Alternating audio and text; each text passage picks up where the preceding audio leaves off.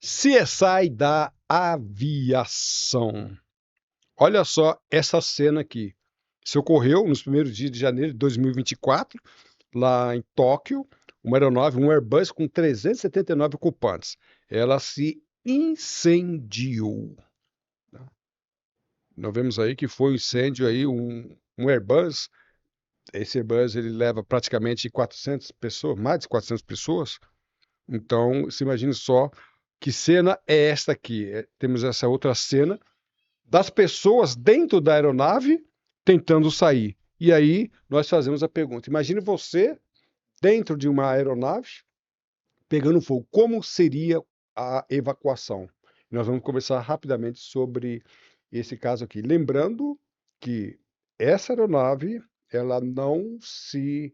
Nenhum ocupante veio a morrer. O que isso é, não vou dizer que é um milagre, mas vamos falar por que que é isto que aconteceu. Tudo bem? Eu sou o professor Calazans, do IPK, e para mim é sempre um grande prazer tê-los a bordo. Lembrando que esse assunto, a gente vai rapidamente aqui falar sobre o assunto, mas ele vai ser mais trabalhado, mais bem trabalhado no CSA da Aviação, no nosso clube, né, de peritos aeronáuticos e também na nossa academia. Você pode ser um membro da academia e também você pode ser membro ali do clube de peritos aeronáuticos e fazer parte dos nossos encontros, onde nós debatemos técnica e juridicamente vários acidentes aeronáuticos. Lembrando que no nosso canal de YouTube nós temos também vários vídeos sobre esse assunto e outros assuntos. Ok? No Professor Calazans você encontrará os nossos cursos relacionados a atividades aéreas e direito aeronáutico. Linhas de investigação. Eu sempre falo, né? Esse acidente ocorreu agora entre o dia 1º de janeiro de 2024. Foi no dia 1º. Eu estou gravando aqui no dia 4. A gente não tem como falar sobre os fatores contribuintes e nem as causas do acidente. Contudo, podemos sim delinear algumas linhas de investigação. É, aqui uma prévia do aeroporto, uma parte do aeroporto. Tá? Quando se tem um aeroporto complexo, nós temos ali várias aeronaves evoluindo em manobras diferentes. Então, nós temos aeronaves decolando, nós temos aeronaves pousando e temos também aeronave taxiando. O que é taxiar? É aquele movimento que a aeronave faz no solo antes de decolar e depois do pouso. Essas manobras e essas trajetórias são, em aeroportos complexos, elas são muito delicadas. Então, o piloto ele precisa seguir fielmente essas trajetórias. Fielmente. Então, nós temos aqui parte do aeroporto. Então, nós temos ali várias pistas de táxi. A pista de táxi, aquelas pistas que dão acesso do pátio à pista de pouso e decolagem. Então, nós temos em muitos aeroportos várias pistas e o rigor, né, dessas operações se faz por intermédio de sinalização no solo e também das orientações e instruções do controlador de tráfego aéreo. O piloto e o controlador, lembrando, né, que muitas vezes essa comunicação é feita em inglês com pessoas que não são nativos do idioma inglês, o que se torna mais complexo ainda. Então, vamos lá. Eu já tive a oportunidade de trabalhar em aeroporto dessa complexidade. Se o piloto que está decolando ou que está pousando, taxiando, não seguir fielmente, rigorosamente, ele pode entrar numa trajetória. Então, não sabemos o que aconteceu aqui ainda, mas em muitos outros casos, nós já vimos o piloto entrar na pista de decolagem sem ter recebido autorização. Será que foi isso que aconteceu? Então, nós tínhamos um Airbus e uma outra aeronave da Guarda Costeira, uma aeronave de menor porte. Então, nós tínhamos o Airbus em pouso, tá, que estava numa manobra de pouso, e uma outra aeronave que está taxiando, se dirigindo para a pista de decolagem. Aí nós fazemos uma pergunta: será que essa aeronave ingressou na pista sem ter recebido autorização? E às vezes a aeronave não entra de corpo inteiro. Às vezes a aeronave ela avança um pouquinho, deixa a parte do nariz ali na pista ou a parte da cauda, é o suficiente para haver uma colisão. Então a pergunta que nós fazemos é o seguinte: houve uma colisão entre a aeronave que estava pousando e a aeronave que ia decolar? É isso que nós precisamos indagar. Para isto, né, para fazer essa análise, vai ter que ser feito um estudo da movimentação das aeronaves. Aqui, tá? Aqui nós temos a transcrição. Então, o que é a transcrição? A conversa entre piloto e controlador de tráfego aéreo. Eu não vou, tá, fazer uma análise aqui. No nosso curso de fraseologia de tráfego aéreo, eu vou analisar esse caso, comentando aí fielmente aqui o que foi dito pelos pilotos. Mas aqui nós temos uma coisa muito interessante. Isso aqui, ó, tá? O que nós temos aqui, tá? Nós temos uma comunicação. Repito, não vou detalhar, não vou explicar, que é tudo em inglês. Mas a Japan Airlines, ela foi autorizada aqui nessa primeira linha aqui, ó, isso aqui.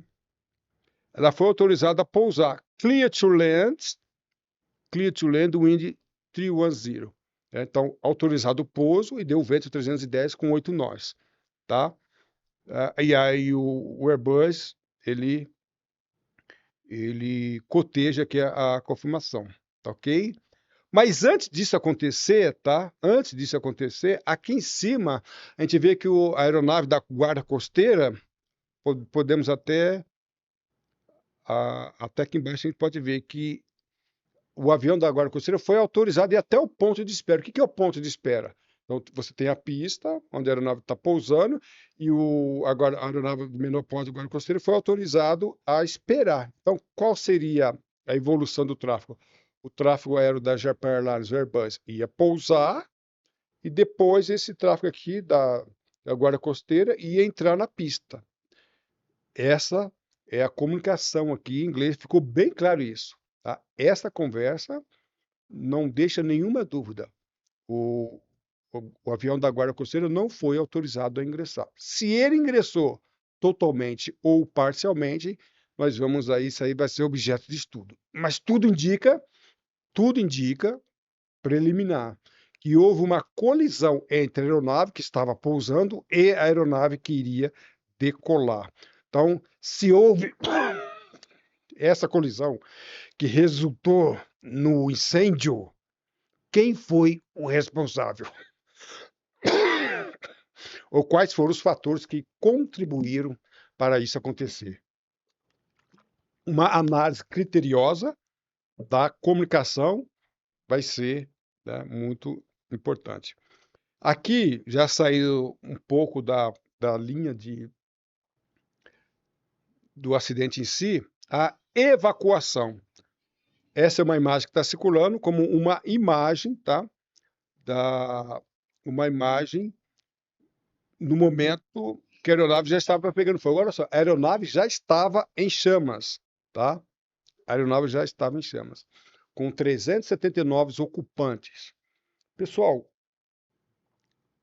e o incêndio não foi de pequena proporção. A aeronave ficou totalmente destruída, tanto essa aeronave quanto a outra aeronave da guarda costeira. Dessa aeronave morreu ninguém, da outra aeronave, com 6 ocupantes, uma pessoa morreu. Como que se faz a evacuação? Tá? Eu costumo falar que é quase um milagre.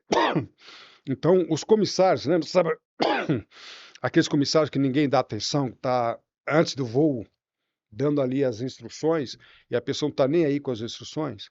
Então, a evacuação, feita ali pelas portas de emergências, e como ela é feita, ela é imprescindível. Não ter morrido ninguém com um incêndio naquelas proporções, nós não vamos falar que é questão de milagre, mas questão de segurança de voo. E teve um outro acidente que eu vou comentar, não vou comentar aqui, mas no nosso bate-papo, nos encontros de perito, que morreu a metade dos ocupantes, numa situação bem menos perigosa que essa, bem menos periclitante. Então teve um outro acidente e para que nós possamos ter ideia, no outro acidente, o avião não foi totalmente consumido. Esse foi consumido. Por quê? No outro acidente, com menos proporções, né, de incêndio, metade morreu, metade na faixa de uns 80 pessoas morreram. E aqui ninguém morreu, por vários fatores. Lembrando que um deles foi o procedimento de segurança. Comissário, vamos prestar atenção aqui, comissário não é garçonete de luxo.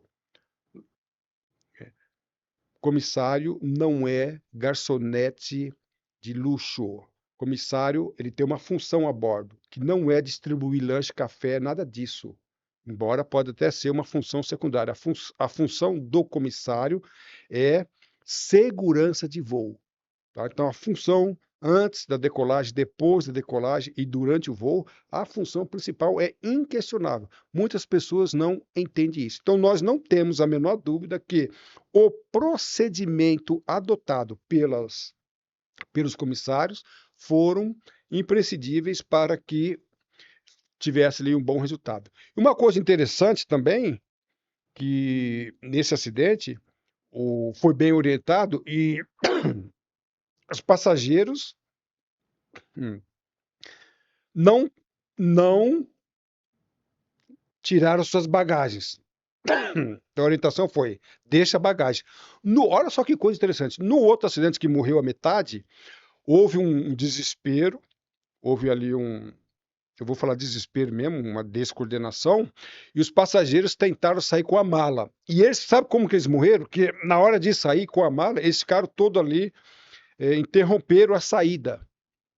Sufocaram. E eles morreram sufocados pela fumaça. Naquele outro acidente, se eles tivessem saído sem a bagagem de mão, todos teriam sobrevivido. Não dá para aceitar que 80 pessoas morreram devido, não sei, ganância, seja lá o que for, preocupação secundária.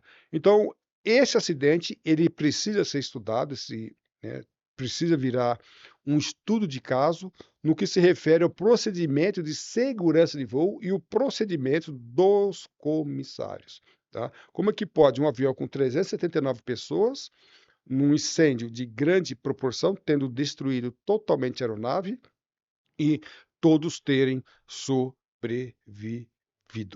Ok? E nós estamos caminhando para o final. Nós estamos fazendo aqui uma abordagem de linha de investigação. Depois que a investigação for concluída, nós vamos fazer uma outra abordagem comparando com aquilo que nós falamos agora e com aquilo que foi concluído. E eu costumo dizer que não haverá muita divergência, não. Tá? Não haverá muita divergência, mas pode haver, né, alguns detalhes interessantes. Lembrando, né, o que aconteceu com a aeronave que estava pousando e com a aeronave que estava decolando. Houve o que nós chamamos de incursão de pista. O que é incursão de pista? É quando a aeronave, em runway incursion, é quando a aeronave ingressa na pista sem ter recebido autorização. Esse avião da Guarda Costeira ingressou na pista, uma outra pousando sem ter recebido a autorização, e aí nós vamos partir para uma abordagem da investigação criminal, se valendo da psicologia forense e investigação jornalística. Lembrando que a investigação da psicologia forense, isso aqui é muito importante, tá? A tripulação, no caso piloto mais comissário, tiveram, dentro da psicologia, um procedimento de notável, tá? Então, eu costumo falar que hoje os profissionais da aviação estão muito bem preparados tecnicamente, mas numa hora de emergência, mais do que a técnica, é a situação psicológica da pessoa. Então, nós já vimos tripulantes desesperados e transmitem esse desespero para os passageiros. Então, o tripulante, ele precisa ter, nesse momento, toda a calma. Tá?